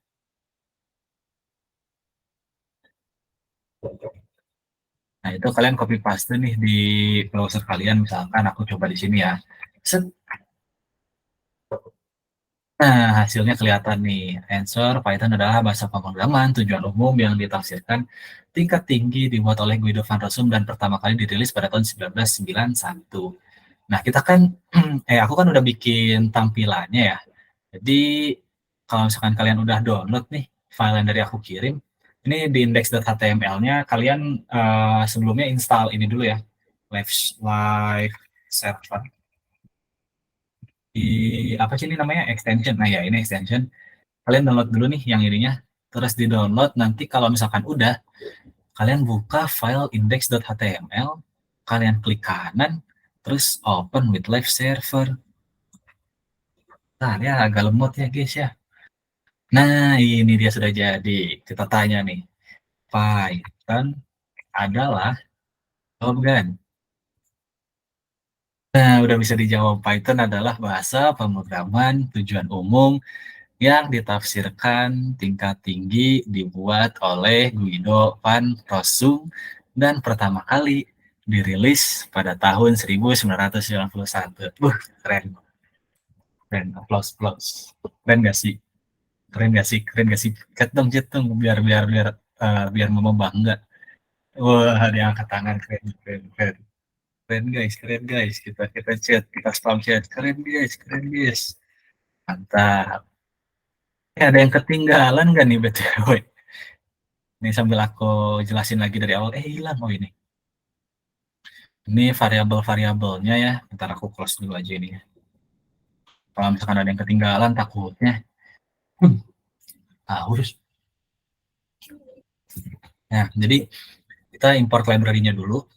Set, import, import, import. Kita loading modelnya dulu. Ini modelnya yang udah aku siapin. Terus ini kita load lagi tokenizer pickle-nya. Terus ini prosesnya dari data user itu di tokenize, habis di tokenize itu di padding, habis di padding itu dipredik hasilnya nanti list-list yang tadi beberapa kemungkinan kata dan dicari yang tertinggi. Kalau misalkan udah dicari yang tertinggi, kita dapat indeksnya, baru kita cari nih katanya itu apa. Terus baru kita tambahin ke seed text-nya ini. Seed text ini nanti bakal dilanjut di training terus sampai ini kan for i in range next wordnya 20, berarti kita bakal training terus sampai 20 kali. Nah kalau misalkan chat GPT atau BART itu gimana bang? Jujur aku tidak tahu ya guys ya, jadi itu uh, apa ya, aku juga nggak ngerti sih, kan ChatGPT itu atau BART itu dynamic gitu ya, mungkin yang udah lebih berpengalaman bisa bantu jelasin sih, cuman aku belum explore sejauh itu aku masih belajar juga gimana caranya dia ngegenerate itu sampai sedinamik itu sih, karena ini kan masih kita tentuin juga kan thresholdnya gitu, next wordnya 20. Oke, kita coba-coba deh, kita sampai 30. Kita sampai 30, kita running ulang, ya lama lagi nggak ya? Semoga nggak lama deh. Nah ini harusnya ada ininya nih, 5.000, ternyata sama 5.000. Tapi teman-teman juga pasti sama sih hasilnya. Oke, ini kan udah 30, kita coba ya. Python adalah jawab. Bisa nggak ya? Bisa. Python adalah bahasa pemrograman tujuan umum yang ditafsirkan tingkat tinggi dibuat oleh Guido van Rossum dan pertama kali filosofi desain Python menekankan keterbacaan kode dengan penggunaan karena ini datanya kayaknya masih ada ini sih penggunaan spasi. Oh ya, datanya masih bagus. Bentar aku cek teman aku dulu ya. Rifkoi.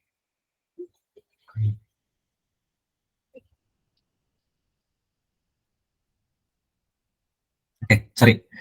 Kita lanjut lagi, kita coba tes apa ya? Siapakah Ava? Ya, sebenarnya nggak ada sih datanya, tapi ya udah kita coba aja lah. Siapakah Ava Python 3.0 dirilis? Ya, karena kekurangan data ya.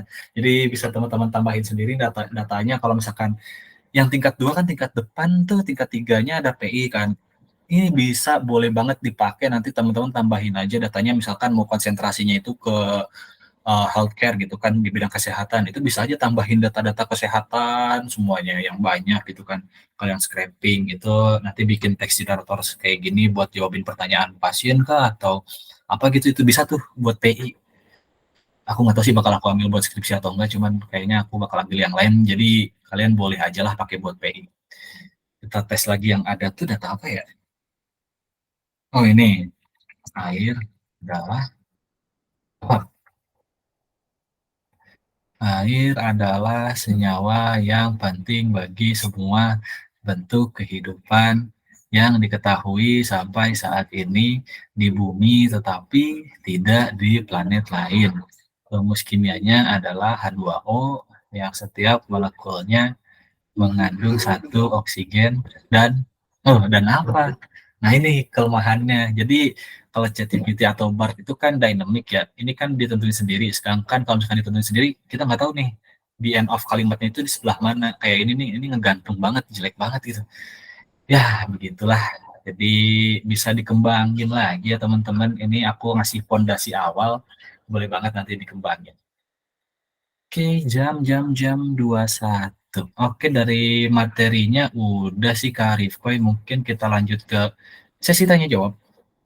Thank you guys. Nanti kalau misalkan ada yang masih belum jelas, langsung tanya di ini aja ya, di Slido atau bisa follow IG aku atau IG Kak Rifkoy. Kak Rifkoy, Kak Hilmi. Pas banget chatnya muncul. Alfiandi. Nah, follow aja nanti bisa di DM ya. Tanya-tanya. Thank you guys. Oke, keren. Ini berhentinya gimana? Oh ini. Oke. Bisa nih guys yang ada pertanyaan langsung ke apps.lido.event. Kalian boleh tanya apaan aja. Mau Ya, nanya tentang apa aja boleh. ya. Kenapa? Ayo. Ini lumayan sepi ya, karena hari Senin juga sepertinya. Gimana? Senin terus yang ini pada offline kan.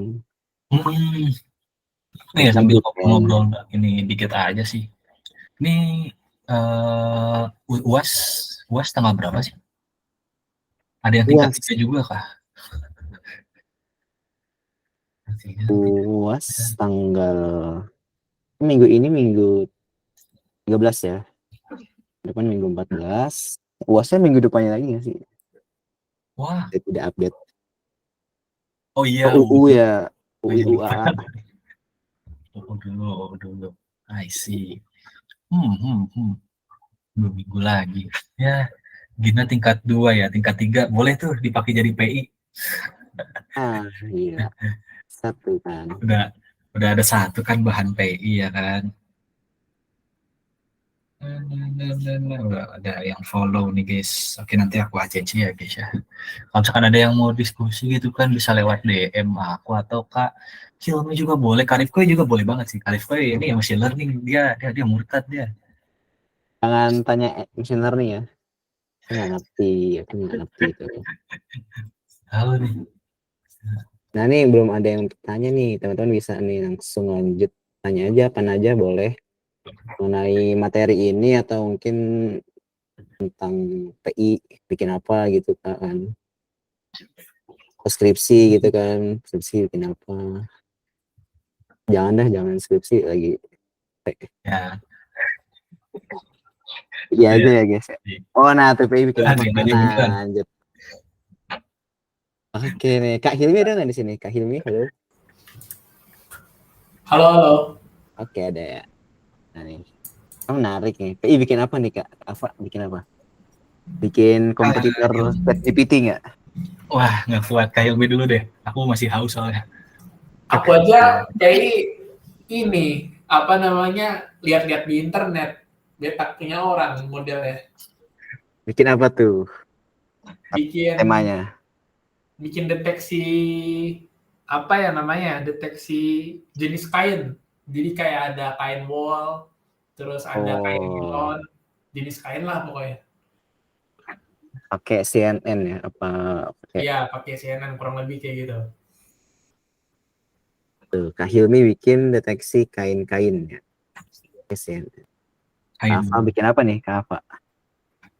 bentar, NC kain apa? memang. Kain batik ya? Atau apa? Kain wol, kain katun gitu ya mungkin maksudnya. Ya, kain wall, katun, Oh, nilon. lebih ke teksturnya ya. Ya, Keren, tekstur. keren.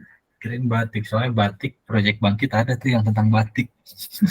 Oh, itu yang Project Bangkit dari 2021 juga ada tuh bangkitnya tentang batik-batikan. Oh, wow. Masuk top 15 kalau salah ya. Reproduce. Oke, balik lagi ke pertanyaan ya. Kalau Oh iya, aku iya. bikin PI, kalau aku bikin PI tentang apa? Tentang ini sih belajar aksara Sunda gitu. Jadi user tuh bukan belajar sih sebenarnya lebih ke ngetes gitu sih. Jadi kalau misalkan huruf K di aksara Sunda tuh kan ada hurufnya sendiri kan.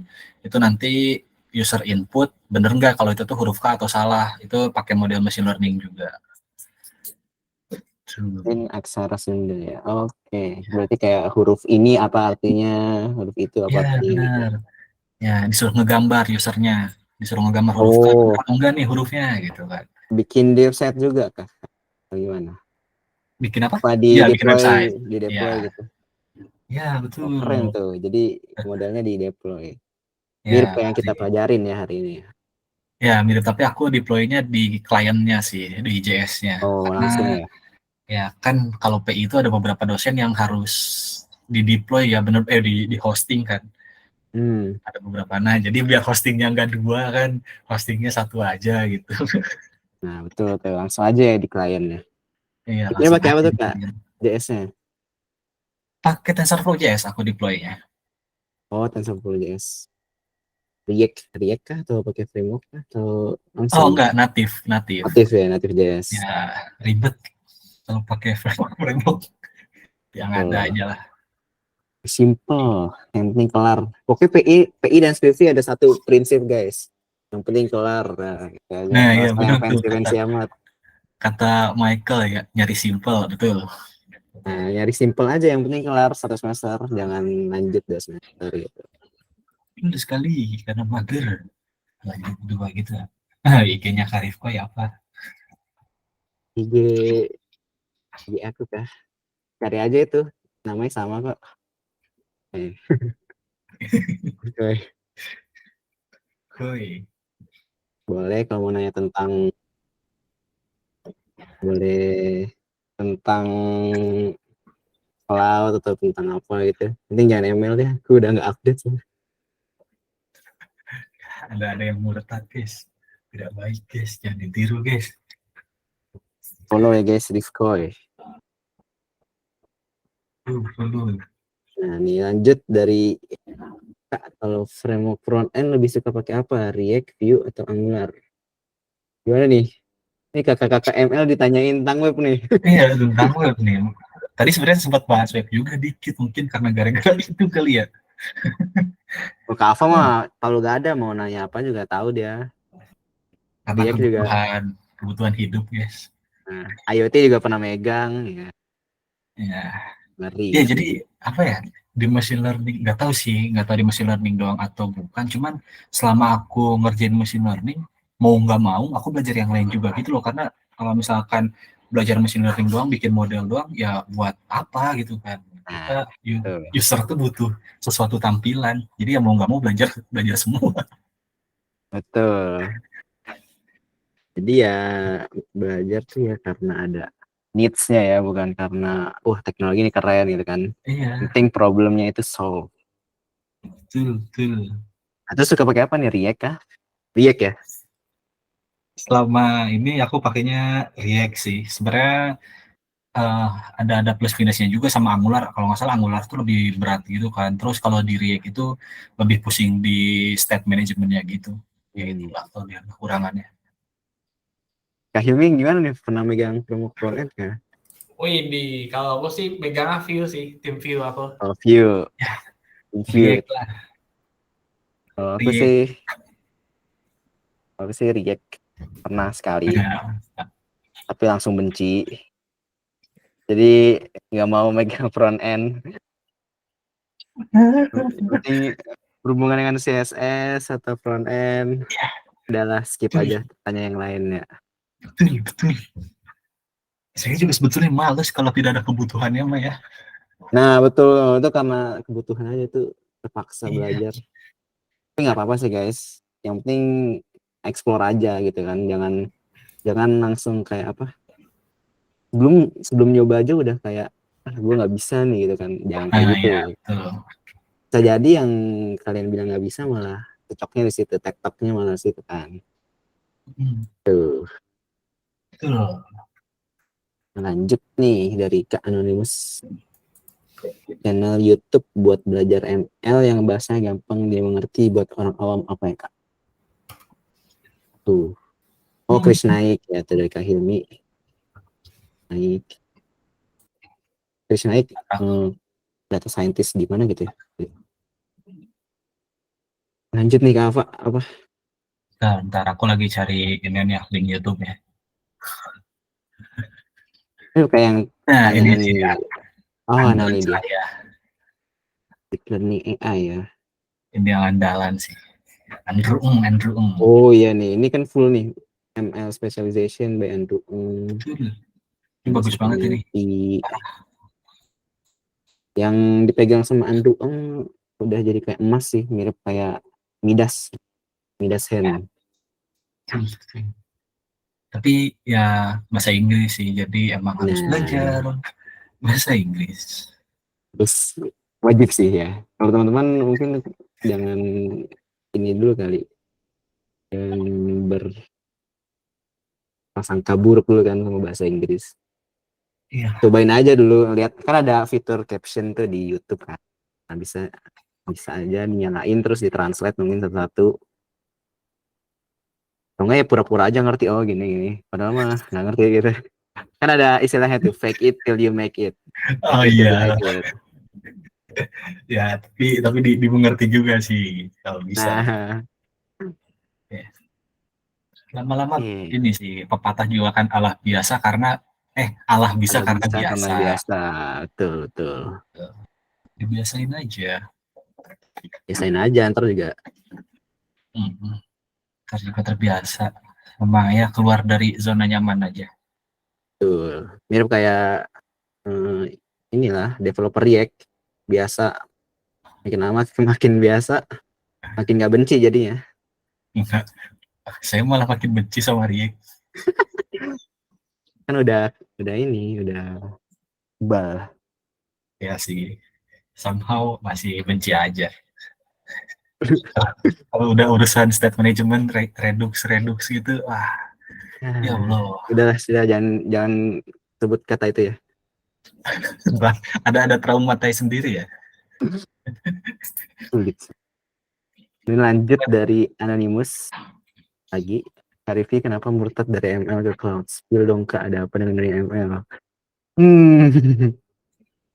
Sebenarnya bukan murtad, murtad sih bilangnya ya. Tapi bukan karena ML-nya yang kurang gitu kan. Bukan karena ML yang susah gitu. Kalau semuanya belajar ya bisa aja maksudnya.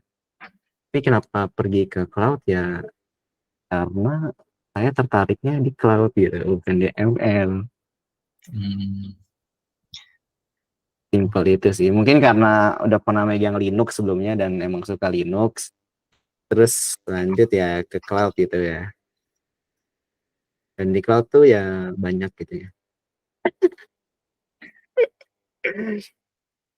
Ya, motonya Karif Koi, apapun masalahnya, Linux solusinya. Udah. Ya, Nah, itu Pegadaian.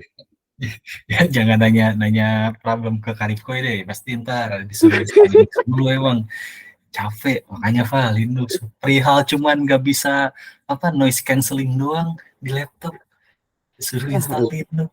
Windows bisa nulis canceling pakai yang gratisan. Nah, Linux Ya, tuh open source, guys, nggak kayak Windows. Ya ya, sih, mungkin karena ini dulu ya. Karena sebenarnya tuh awalnya aku masuk ke Bangkit ML tuh cuman kayak nyobain konteks dari machine learning sih. Dia kan aku sebenarnya tertarik ke data engineering. Terus karena data ini kan dipakai buat banyak ya usernya, bisa data analis, data scientist. Nah, karena itu ya ML kayak pengen tahu konteksnya nih, datanya itu dipakai sebagai apa di ML. Ya nyoba-nyoba gitu kan.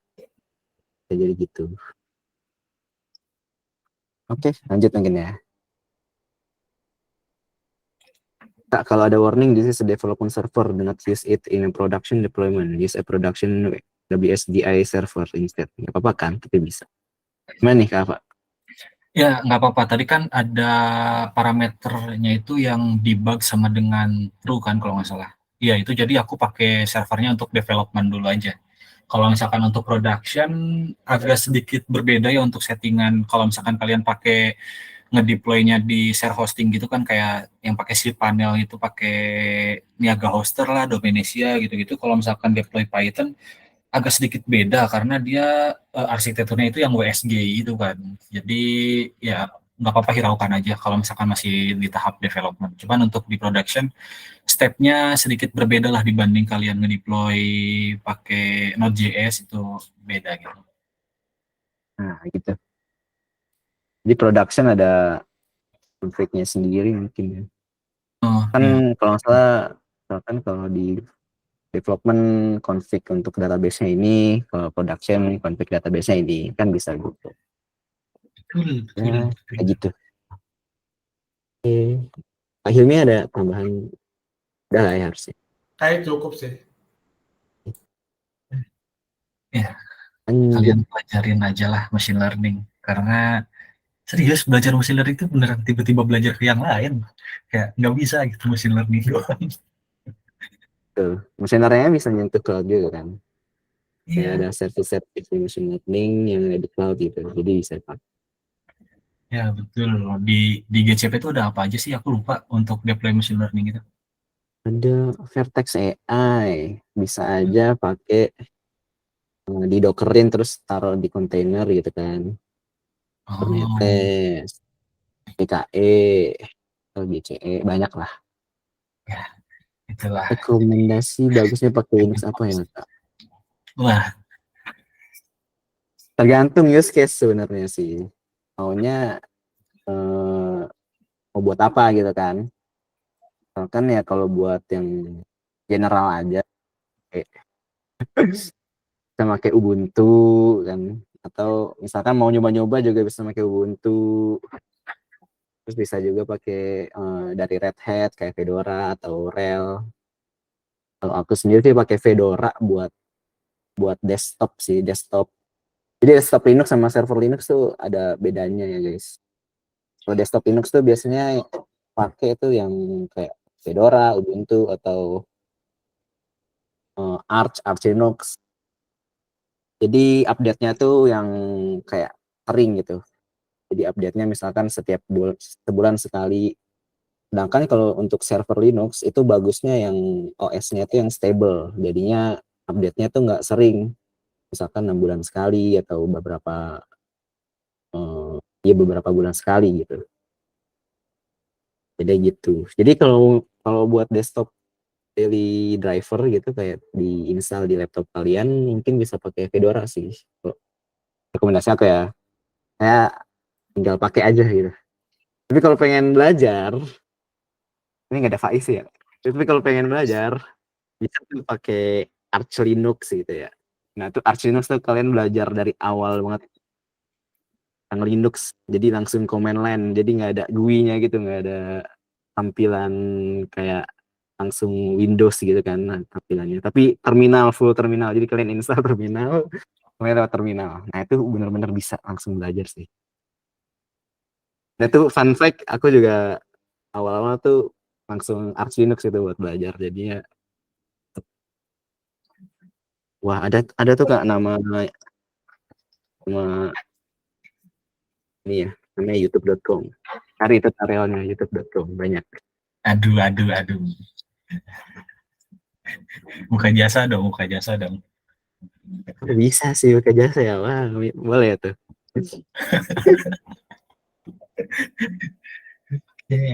Oh iya tuh, atau nggak bisa install Linux di Windows kayak WSL kan ya. Hmm. Oke, boleh. Nyoba ke real deal nih. Tapi WSL tuh kalau kata orang-orang mah apa ya? Linux banci, udah. Ada ini ada polisinya ya di Linux juga, bukan polisi skena doang kan. Aduh, sorry guys, keluar. Ya, mungkin lanjut lah ya.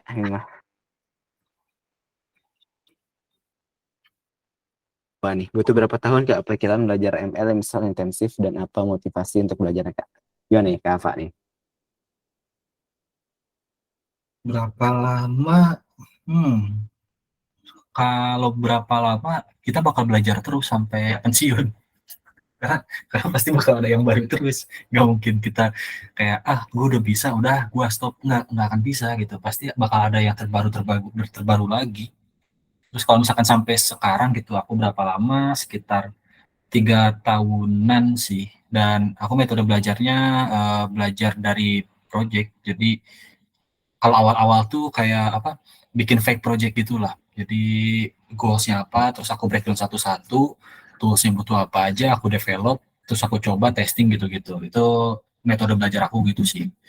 Dan sekarang udah ada yang real projectnya, ya udah aku implementasiin apa yang udah aku pelajarin dulu. Jadi sambil ngerjain sambil belajar. Motivasinya dari drakor startup. Terus. Nah, Hilmi Oke, gimana Kak Hilmi? akhirnya gimana? Kalau saya sih apa ya, belajar ML kan ya, ML itu kan machine learning. Aku tuh sukanya di tabular dataset, di data table, jadi nggak suka main gambar. Jadi untuk bisa dan menguasai tabular dataset tuh sebenarnya cuma butuh setahun sih. Setahun itu kalian udah bener-bener bisa lah, banyak-banyakin aja ikut lomba, terus juga main-main di di Kaggle, di tabular playground series namanya itu, di Kaggle ada. Udah sih itu aja paling. Motivasinya apa? Motivasinya apa ya? Karena biar apa ya? Emang kan lagi ngehits ya. Jadi tuh biar cepat dapat kerja aja sih. Soal di ML tuh emang bener cepet dapet ya. Coba Kak, tanya Kak Ifoi sama Kak Ava atau gimana tuh. kalau data lagi banyak lowongan ya sekarang. Lumayan Kalau data dibutuhin. banyak lowongannya. Kalau gambar tuh butuh gelar, biasanya butuh gelar S2 gitu. Kalau data kan kayak data analis, data engineer itu kan nggak main di gambar ya. Gitu sih paling. Betul. Data Betul. engineer banyak tuh. Arif Koi, data Yang pasti engineer. sih ya ini ya, pikiran belajar ML tuh sampai mati sih. Jatuhnya 5 tahun lalu kan nggak ada apa-apaan ya, apaan chat GPT 5 tahun lalu. GPT belum ada 5 tahun lalu mungkin. Iya, betul. Sekarang udah ada chat GPT, udah ada ini, ya Udah kita ada harus, Tesla. harus up to date sih. Mungkin kalau saranku ya kalau mau kayak belajar yang enak tuh, cari topik yang kalian senengin gitu. Misalkan nih, kalau teman-teman nge-course terus pengen tahu, pengen analisis gitu course-nya yang bagus di mana, Iya, harganya yang paling murah di mana gitu kan. Bisa tuh kayak kalian cari-cari ini data kos-kosan gitu kan. Nah, misalkan kalau data kos-kosan nggak ada, ya udah kalian tinggal buat project baru, web scraping. Nah, kan dari situ bertahap tuh. Dari web scraping, terus datanya udah ada, nah baru dianalisis gitu kan. Lumayan lah bisa taruh di porto gitu ya. iya. Fake project itu apa ya? Selain bisa dibanggain dari projectnya, meskipun itu fake, tapi step by stepnya teman-teman tuh dilatih juga sih buat problem solvingnya. Itu Nah, betul. Jadi gitu sih. sangat direkomendasikan. Boleh di next. Kayaknya masih ada pertanyaan satu lagi. Next.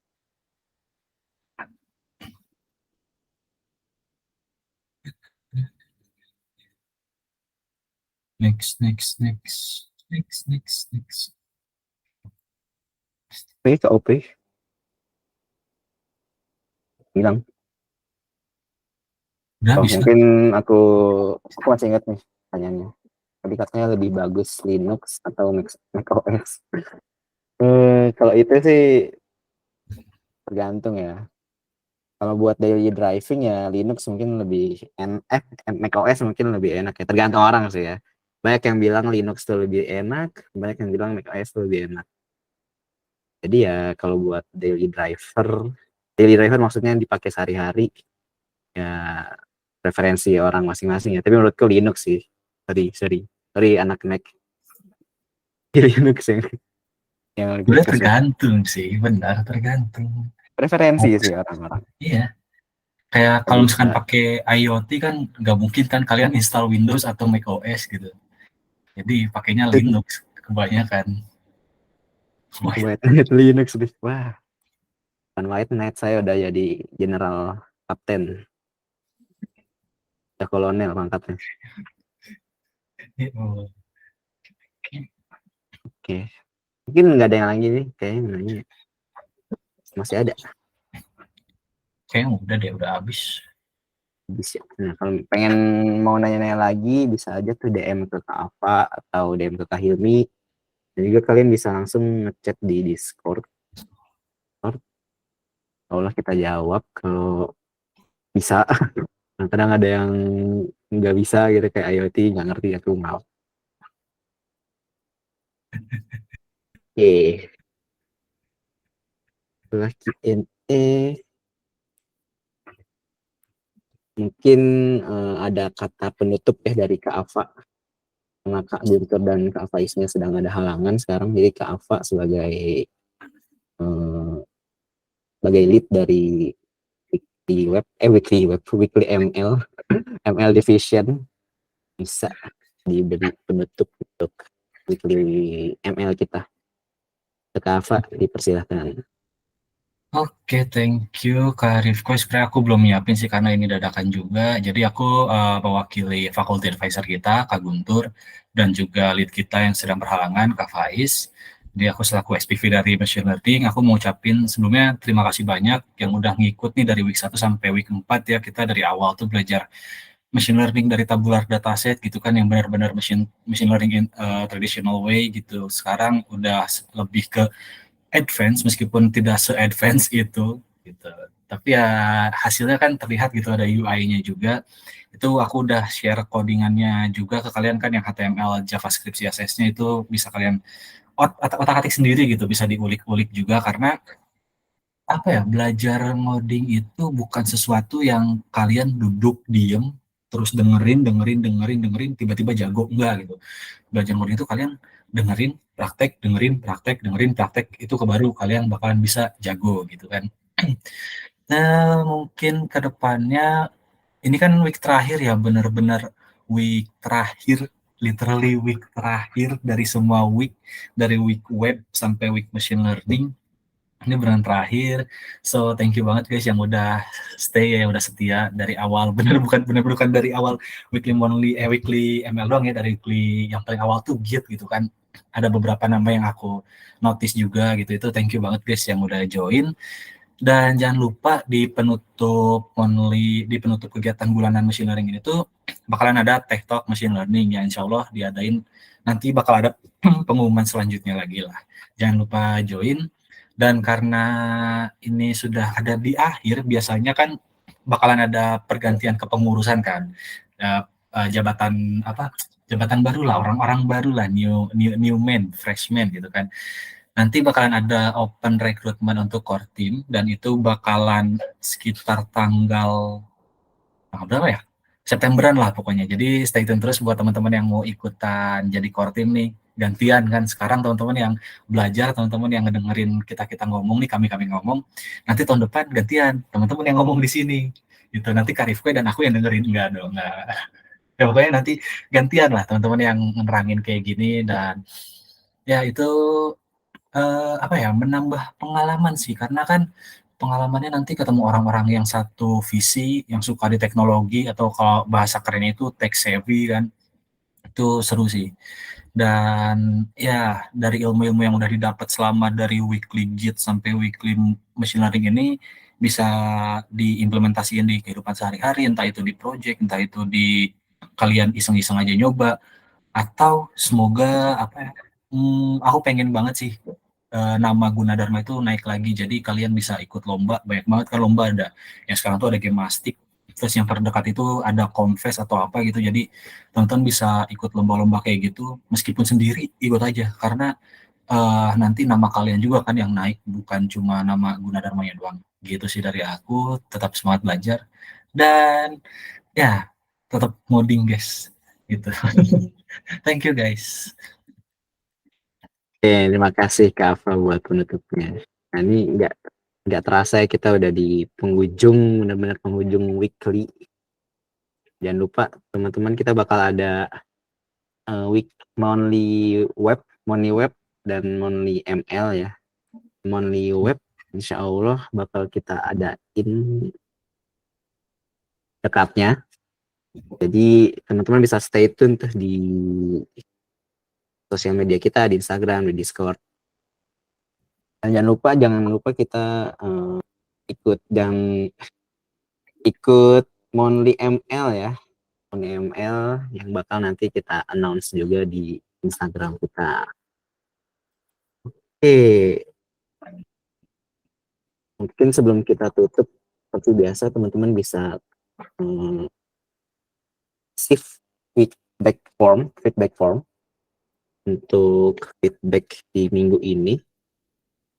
Dan jangan lupa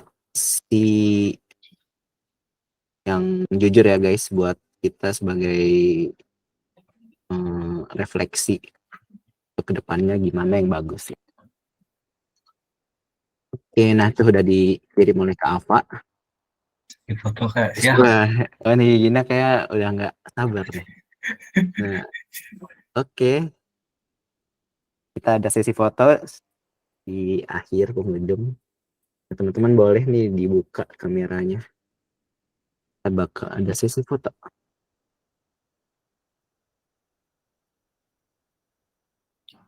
Ya, nanti aku yang screenshot ya Kak Ifkoy. Soalnya Oke, Kak Lilisnya sedang tidak bisa. Kak Lilis nih sedang. Mana nih guys, boleh di open cam dokumentasi terlebih dahulu. Oh ya, ini kalau teman-teman kayak ada yang mau review lagi, nanti kita bakal upload lagi nih di YouTube ya, recording dari week sekarang. Dari week pertama sampai week terakhir bakal ada recordingnya di YouTube. Betul. Nanti ada beberapa yang harus diedit dulu sih. Nah, betul.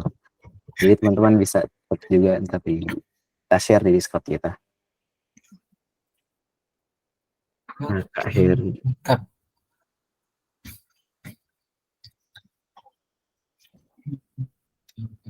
Wih, halo Kak Gina. Gina. Dari halo Kak Hilmi. Ini kita udah di penghujung kan, mau ada core team baru nih. Sabar sih melihat line up terbaru. Ada Messi. Bismillah, mantap. Bismillah, amin. Amin.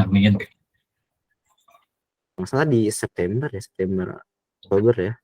Iya, biasanya Septemberan sih oprek. Atuh, bisa kalian teman-teman stay tune.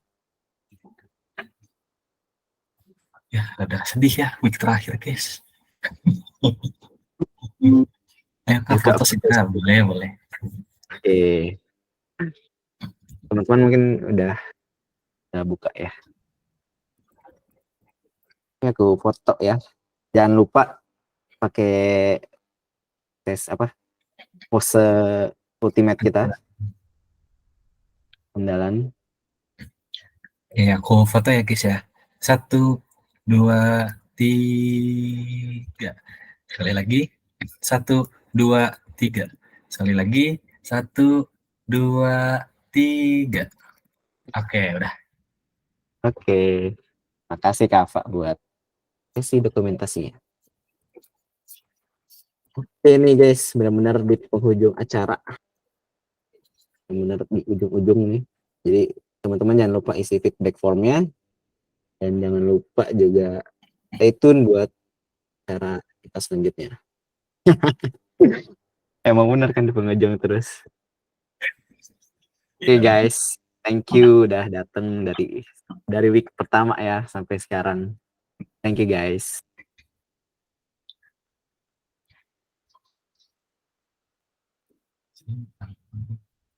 Ini nggak ada lagunya nih.